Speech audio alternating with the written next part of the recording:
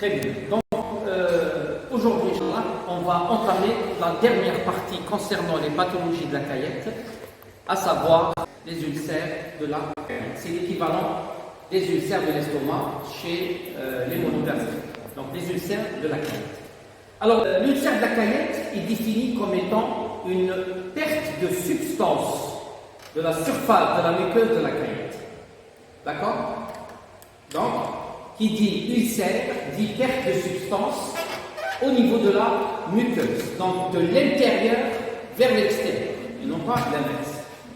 On va donc voir que selon le degré de perforation, selon le degré de perte de substance, on va classer ces ulcères en différentes catégories, en différents types. Le type 1, le type 2, le type 3, le type 4. D'accord? Mais ce qu'il faut savoir, c'est que l'ulcère, c'est une perte de substance au niveau de la muqueuse gastrique.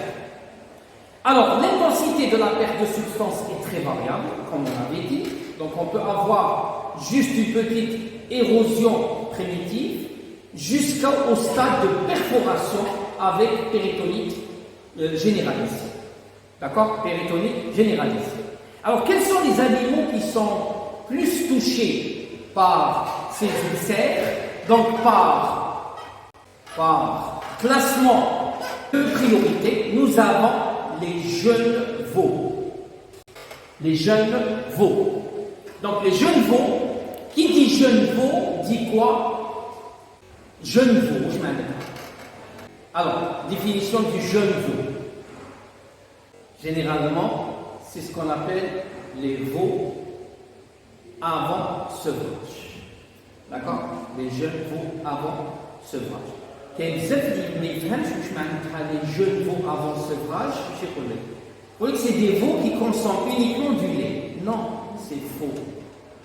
La consommation de l'aliment, elle commence à partir de la deuxième semaine. Donc c'est des veaux qui ne sont pas encore sévrés. Ou bien c'est ce qu'on appelle les veaux d'élevage. Les veaux d'élevage. D'accord? Ça, c'est la catégorie la plus touchée par les ulcères de la caillette. Les ulcères de la caillette. Et on va voir par la suite comment se fait chez ces animaux la pathogénie des ulcères de la caillette. La deuxième catégorie, donc après les jeunes veaux, nous avons les taurillons à l'engraissement. Les taurillons à l'engraissement, ce sont des taurillons, ça veut dire qu'ils ont dépassé les 6 mois, les 8 mois, jusqu'à une année. Les taurillons à l'engraissement, c'est des taurillons qui sortent du sévrage et qui sont orientés directement vers l'engraissement. On peut retrouver aussi chez ces taurillons à l'engraissement le type d'ulcère de la caillette. Ok? Type d'ulcère de la caillette. Troisième catégorie, ce sont les vaches laitières. Donc, jeune veau, c'est 80% des cas d'ulcère de la caillette touchent les veaux, les jeunes veaux. Moraron, c'est les taurillons à l'engraissement. Moraron, c'est les vaches laitières. Alors, sur le plan étiologique, chez le veau, les ulcères de la caillette connaissent soit des causes primaires, soit des causes secondaires. Alors, c'est quoi une cause primaire d'une pathologie? C'est comme les stomatites. Vous avez les stomatites? Les stomatites primaires, c'est des causes qui vont toucher directement l'organe. C'est des causes qui vont toucher directement l'organe. C'est ce qu'on appelle les causes primaires. Les causes primaires. Et les causes secondaires, c'est des pathologies d'ordre général à répercussion gastrique par la suite. On va essayer de les voir. Donc, parmi les étiologies et les causes primaires des ulcères de la caillette chez le veau, nous avons le stress, les médicaments, surtout les AINS, les anti-inflammatoires non stéroïdiens. Nous avons l'alimentation. Alors, la question qui devrait être posée, On va commencer par les AINS. Comment l'utilisation abusive et l'utilisation prolongée des anti-inflammatoires non stéroïdiens entraîne-t-elle un problème d'ulcère gastrique chez le veau? C'est la question qu'il faut se poser. Comment l'utilisation abusive prolongée des anti-inflammatoires non stéroïdiens entraîne-t-elle un problème d'ulcère gastrique? C'est l'équivalent des monogastriques aussi. Chez l'humain, c'est la même chose. Alors, pourquoi chez les corticoïdes? Les corticoïdes, ce sont des AIS. Ce sont des anti-inflammatoires stéroïdiens. Là, c'est des anti-inflammatoires non stéroïdiens. D'accord? Alors, comment un anti-inflammatoire non stéroïdien entraîne-t-il un problème d'ulcère gastrique, ulcère de la côte, absorbé au niveau de l'estomac?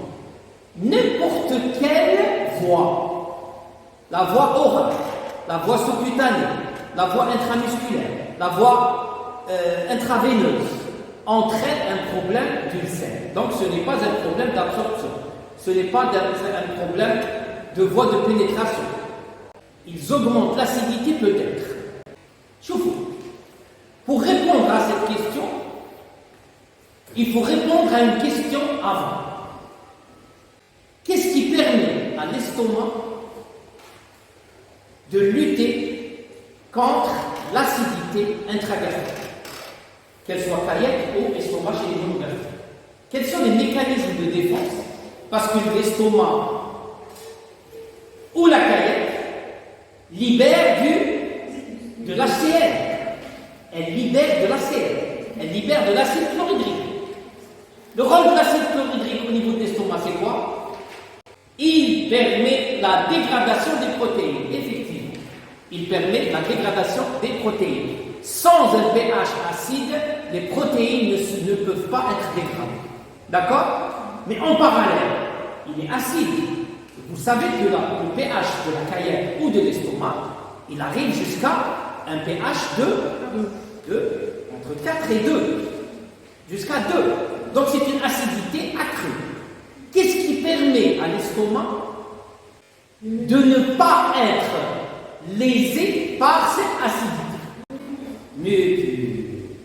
Très bien. Le mucus. Donc le mucus, il tapisse la muqueuse interne de l'estomac et lorsque l'acide arrive, la muqueuse de l'estomac est protégée par ce mucus. D'accord? Donc, le processus ulcérogène, le processus des ulcères, soit qu'il y a une augmentation de l'acidité et le mucus devient incapable de gérer cette quantité exagérée de HCl, soit il y a une diminution dans la production de mucus et l'HCl, il vient, même s'il est en quantité physiologique, il ne trouve pas de mucus et là il peut léser la muqueuse gastrique. Ou bien les deux phénomènes en même temps. Les deux phénomènes en même temps. Alors, là, je vous le dis, pour arriver à un processus ulcérogène, il faut que les deux phénomènes se déroulent en même temps. Maintenant, essayez de trouver une relation entre l'anti-inflammatoire non stéroïdien et la diminution du mucus et l'augmentation de l'élaboration ou la libération de HCl. Comment se fait? Donc, comment vous faites la relation entre l'utilisation des anti-inflammatoires, la diminution du mucus et l'augmentation de la production d'HCl? Parce que le processus ulcérogène, il faut que les deux phénomènes se déroulent. Diminution de la production de mucus et augmentation de la production d'HCl. Les effets des anti-inflammatoires non stéroïdiens, le pharmacon. L'effet des anti-inflammatoires non stéroïdiens, c'est quoi? Comment l'anti-inflammatoire exerce-t-il l'action anti-inflammatoire? Je vous fais un petit rappel de pharmacophysiologie. L'acide arachidonique, il dérive de quel métabolisme? L'acide arachidonique, c'est le précurseur des prostaglandines. L'acide arachidonique est le précurseur des prostaglandines. Parmi les prostaglandines, nous avons des prostaglandines bénéfiques et des prostaglandines non bénéfiques. Les HOMA, c'est des prostaglandines pro-inflammatoires qui sont libérées lors de l'inflammation. Qu'est-ce qui fait qu'une prostaglandine soit bénéfique? C'est la dégradation de l'acide arachidonique par un type d'enzyme, l'ismoha, la cyclooxygénase 1, la COX-1. D'accord? Donc, quand l'acide arachidonique est dégradé par cette enzyme, qui est la COX-1, la cyclooxygénase 1, il donne naissance aux prostaglandines bénéfiques. Quel est le bénéfice de ces prostaglandines? Elles ont une fonction plaquettaire, elles ont une protection de la muqueuse gastro-intestinale, duodénale, et elles ont un rôle dans la régulation de la fonction rénale. C'est ce qu'on appelle les bons prostaglandines. Maintenant, Dieu merci que la COX-1, elle est constitutive. Où je mets la constitutive? Ça veut dire qu'elle est libérée physiologiquement. Elle constitue dans le processus de la dégradation de l'acide arachidonique, c'est la physiologie. Ça veut dire physiologiquement, lorsque nous avons une petite quantité d'acide arachidonique, il est dégradé par la COX-1. Alhamdoulilah. D'accord? Et donc, qui dit la dégradation de l'acide arachidonique par la COX-1, dit la production de quoi? De prostaglandines bénéfiques. Il a un rôle dans l'hémostase, dans la fonction plaquettaire, dans la protection de la muqueuse gastro-duodénale et la régulation de la fonction rénale. Donc, elle joue un rôle dans quoi? Dans ce qu'on va appeler l'homéostasie, ou l'équilibre interne. Famina. Ok? Ça. Qui dit de la quantité d'acide arachidonique? Quelle est une autre enzyme? L'ismoha, la COX-2, la cyclooxygénase de type 2. Elle est la cyclooxygénase de type 2, elle a deux branches. Elle a une branche qui est constitutive, qui a un rôle bénéfique avec la COX-1, mais elle a une deuxième branche qui est inductible. Elle est induite par quoi? Par les processus inflammatoires. Quand il y a une inflammation très importante, quelle est une des substances telles que les cytokines, qui vont induire l'activation de cette COX-2. Et cette COX-2, qu'est-ce qu'elle va faire? Elle va donner les mauvais prostaglandines. Ce que nous met les mauvais prostaglandines, ce sont les prostaglandines pro-inflammatoires qui vont entretenir et aggraver l'inflammation. Maintenant, donc l'acide arachidonique dégradé par la COX-1 va donner Les prostaglandines bénéfiques. Thromboxane, prostaglandine. Winnie-la-Mo, ils ont un rôle très bénéfique dans la fonction plaquettaire. Thromboxane, qui est un facteur de coagulation. Donc s'il n'y a pas de thromboxane, c'est ça, il y a un défaut plaquettaire. Nous avons un problème de coagulabilité. Qu'est-ce que nous avons? Nous avons l'aspirine, qui est un anti-inflammatoire non stéroïdien. D'accord? C'est vrai. Donc, prostaglandine bénéfique, présent, donc, protection de la muqueuse gastro-duodénale et régulation de la fonction rénale. Ok? Si la quantité d'acide arachidonique est augmentée, ça veut dire qu'il y a un processus inflammatoire. Qu'est-ce qu'il y aura? Il y aura l'induction de la COX-2. La COX-2 va s'activer. Et la COX-2, qu'est-ce qu'elle va donner? Elle va donner les mauvais prostaglandines. Et on a des médiateurs de l'inflammation qui vont entretenir l'inflammation et qui sont responsables de l'aggravation du processus inflammatoire.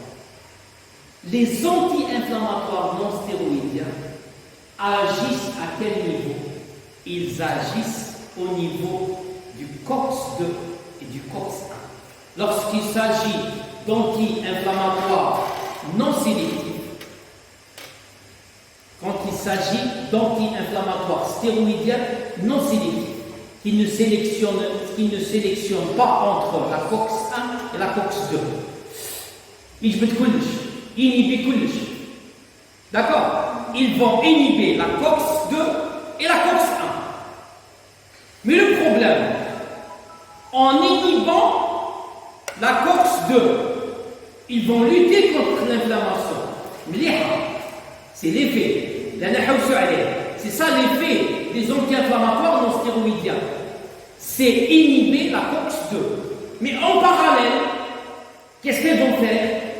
Elles vont inhiber la COX-1.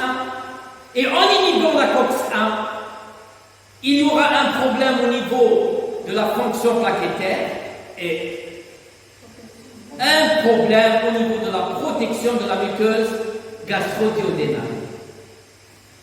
D'accord? Donc, effet secondaire des anti-inflammatoires non stéroïdiens, surtout s'ils ne sont pas sélectifs. Je m'attends sélectif. On est arrivé par la suite, la troisième génération, à produire des anti-inflammatoires non stéroïdiens sélectifs. Ils retrouvent directement les COX-2. Ils inhibent uniquement le COX-2. Donc, maintenant, les effets secondaires, ou là, les effets secondaires sont minimes par rapport aux anti-inflammatoires non sélectifs. Donc, les anti-inflammatoires non stéroïdiens, quand elles vont agir, elles vont inhiber la COX-2, c'est un effet bénéfique, l'effet thérapeutique. Elles vont inhiber la COX-2, mais l'effet secondaire, c'est quoi? C'est qu'elles inhibent aussi la COX-1. Et en inhibant la COX-1, il y aura toute la panoplie des effets secondaires des anti-inflammatoires non stéroïdiens. Parmi elles, l'absence de protection de la muqueuse gastro-duodénale. D'accord? Parce que la PGE2, la PGE2, il y a la régulation de la sécrétion de mucine et de HCl. Et là, la régulation n'existe plus. La mucine, le mucus, et l'HCl. Et donc, c'est l'effet direct de cet HCl sur la muqueuse gastrique. C'est bon? Là, les anti-inflammatoires non stéroïdiens. Donc, médicaments ANS, d'accord, comme cause primaire d'ulcère. Les causes de l'ulcère chez le veau peuvent être soit primaires, soit secondaires. Primaires agissent directement sur l'estomac. Secondaires, c'est des pathologies d'ordre général et qui ont parmi leurs signes une atteinte gastrique. Adamo, je m'attends primaire et secondaire. D'accord? Donc, des médicaments ANS. Le stress. Les ulcères de stress. Les ulcères de stress. Bon.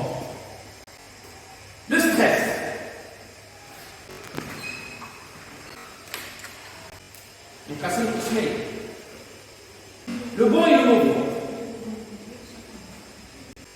Le bon stress, c'est la réaction de l'organisme vis-à-vis d'un facteur stressant au départ.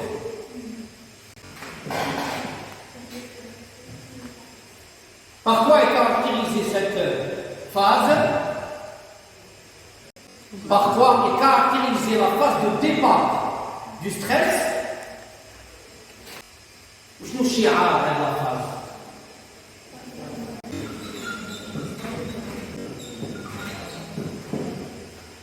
الهروب أو المقاومة.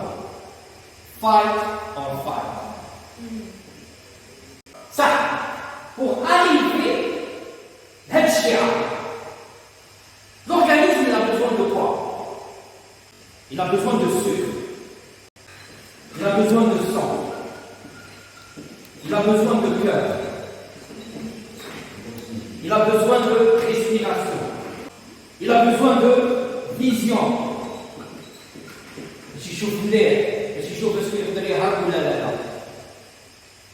D'accord? Le sucre, hyperglycémie. Le sang, vasodilatation. Le cœur, tachycardie. Respiration, tachypnée. Vision, midriane. Tous ces effets sont le résultat de l'action du système sympathique. Je connais le médiateur du système sympathique. Je connais le médiateur du système sympathique. Noradrénaline. Noradrénaline. En anglais, c'est quoi? Norépinéphrine. Norépinéphrine. Épinéphrine et norépinéphrine. D'accord? Donc le système sympathique, le médiateur, c'est la noradrénaline. D'accord? Ça, c'est le premier médiateur qui est libéré lors de la phase primaire du stress. Même بعد, je peux y avoir le relais. L'adrénaline, qu'elle vient mais il faut le couche, mais la noradrénaline, l'adrénaline. Quand on parle de médiateur chimique du sympathique, ce n'est pas l'adrénaline, c'est la noradrénaline. L'adrénaline, elle est sécrétée par la glande surrénale. Plus exactement par la médulo-surrénale. La médulo-surrénale. Quelle est la différence entre la noradrénaline et l'adrénaline? La noradrénaline, c'est le médiateur qui se retrouve au niveau des vésicules présynaptiques sympathiques. Un effet rapide, mais bref. Ok? Par la suite, c'est l'adrénaline qui est sécrétée par la glande surrénale qui va prendre le relais. D'accord? Et elle est plus tardive. Les effets de c'est quoi? C'est hypothermie. Hyperglycémie, vasodilatation, tachycardie, tachypnée, midriase. Sur le plan digestif, est-ce que tu connais stressé à dire? Alors, comme je dis, si le système sympathique travaille, le système parasympathique, il doit être inhibé. Alors, le système sympathique, c'est flight or fight. Le système parasympathique, c'est stay and digest. Stay and digest. Le parasympathique, il est pour raha, le tkertil,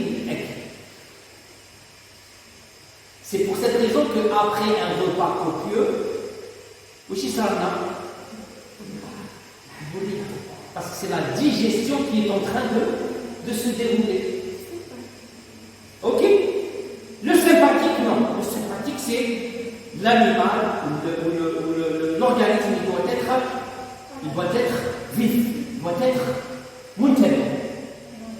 Ok? Donc, si le système sympathique est activé, le système parasympathique est inhibé. Donc, qu'est-ce qui va se passer?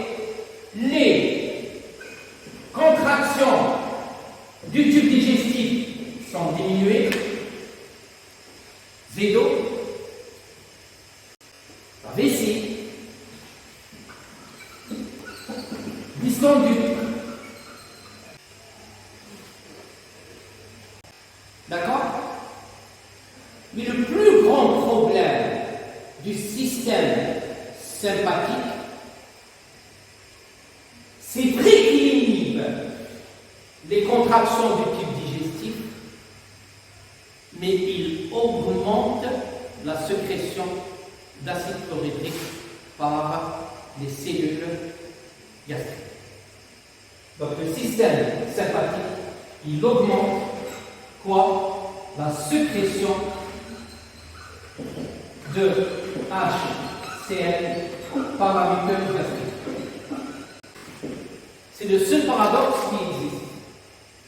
Donc sur un estomac qui est au repos, alors que normalement le HCl, quand il est sécrété, l'estomac qui est chicote, est comme en activité. Et donc un estomac au repos, c'est un estomac qui ne contient pas de mucus. Et donc c'est du HCl qui est excrété en grande quantité sur un estomac sans mucus, sans protection. C'est l'ulcère. C'est la première phase. Donc la première phase, elle est caractérisée par la libération de catécholamines.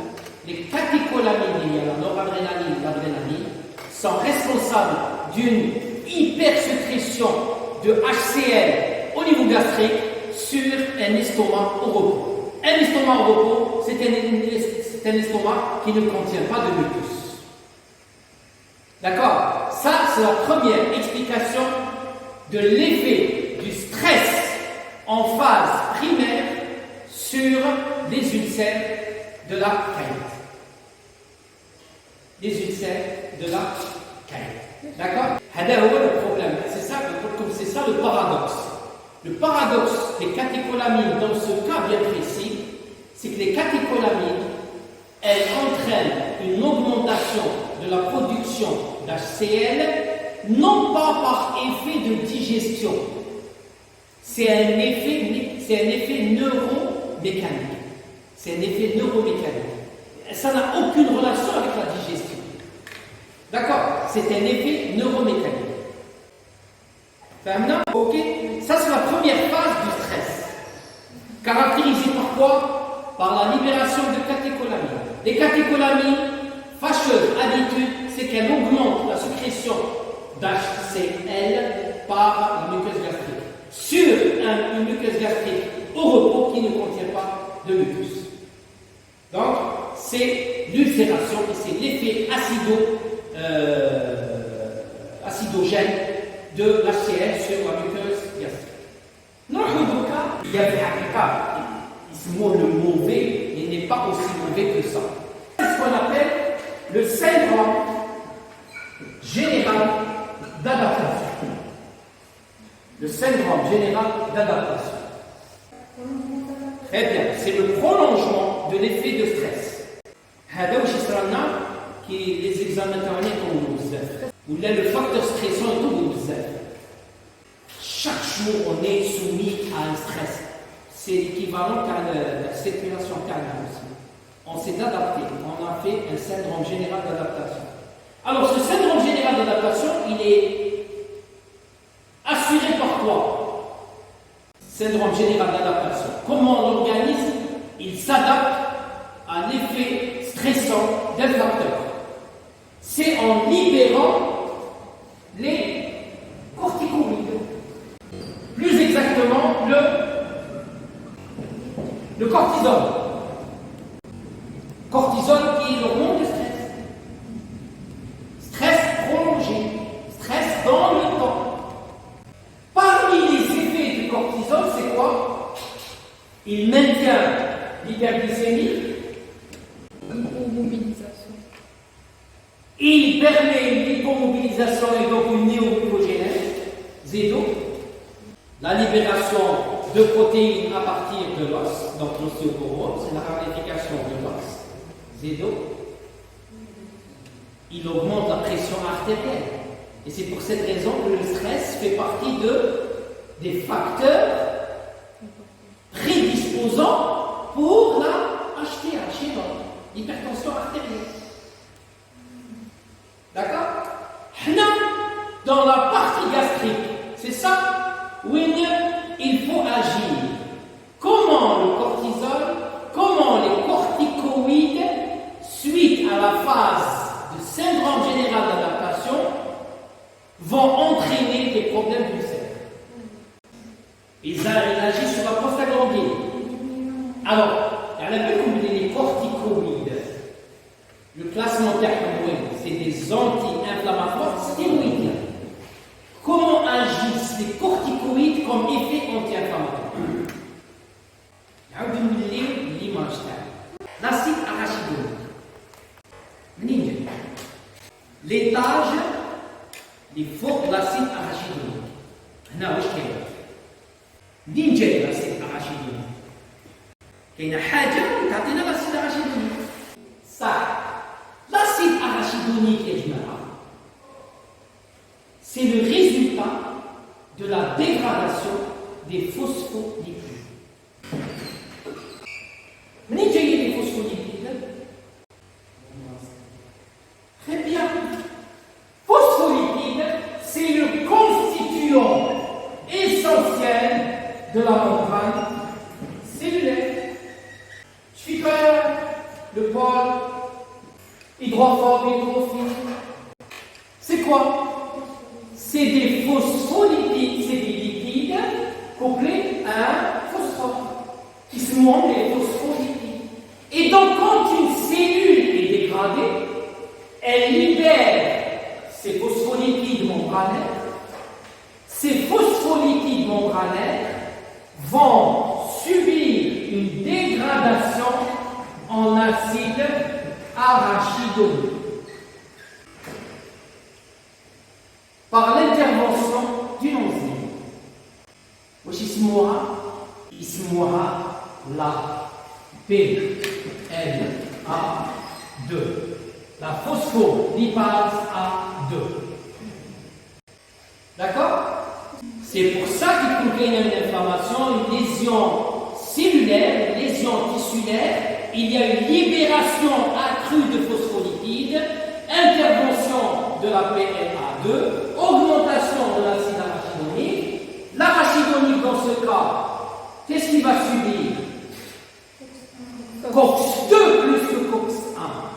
Parce qu'elle est inductive par les médiateurs de l'inflammation. Et donc, nous allons avoir des prostaglandines de mauvaise qualité. On a les prostaglandines pro-inflammatoires.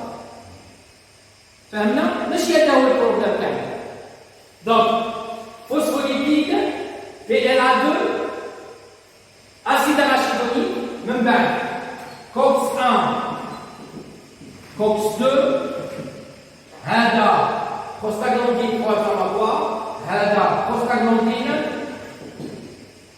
qui rentre dans l'homéostasie. Thromboxane, régulation rénale et protection digestive. المعلومة اللي لازم تلحق لكم وشنو هي؟ C'est que les corticoïdes inhibent la phospholipase A2 par l'intermédiaire de la lipocortine.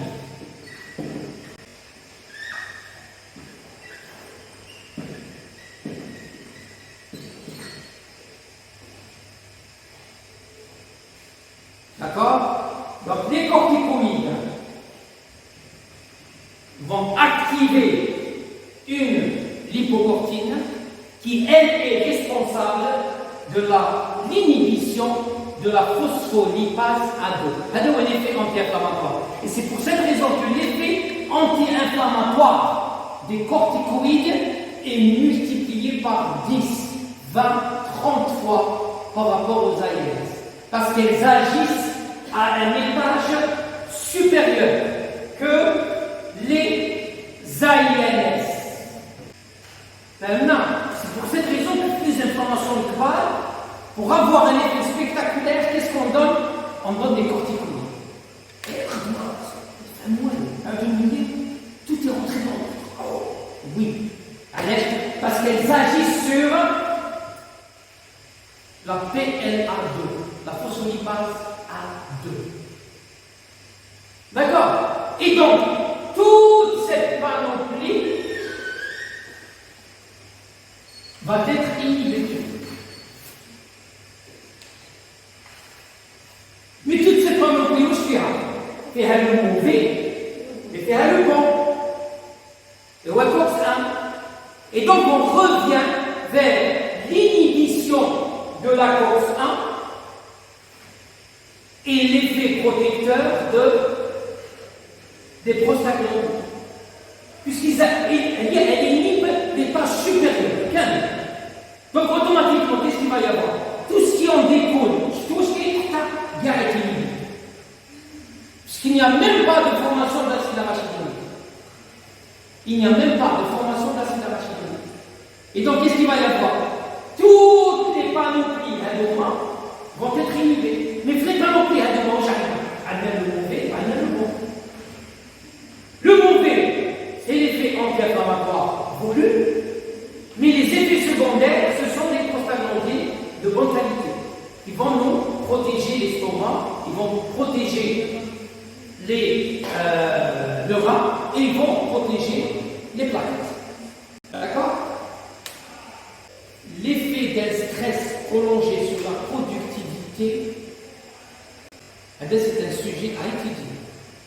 Quand on a l'effet d'un stress prolongé sur la productivité de l'animal, les ulcères, la diminution de la productivité, la diminution de la fertilité, la diminution de la production laitière, incroyable. Donc, l'homme il est plus susceptible, il est plus sensible aux ulcères de stress que les animaux. D'accord? Ah, le stress, c'est un monde. Le stress, c'est un monde. D'accord? Donc, on a expliqué la genèse de l'ulcère de Caillette par effet de stress, qu'il soit primaire ou prolongé. Primaire, c'est l'action des catécholamines. Prolongé, c'est l'action des corticoïdes. Les anti-inflammatoires non stéroïdiens, c'est l'effet inhibiteur de la COX-2, mais par la même occasion l'inhibition de la COX-1, et donc les effets bénéfiques des prostaglandines. Maintenant, on passe à l'alimentation. Comment une alimentation peut-elle entraîner un problème d'ulcère gastrique?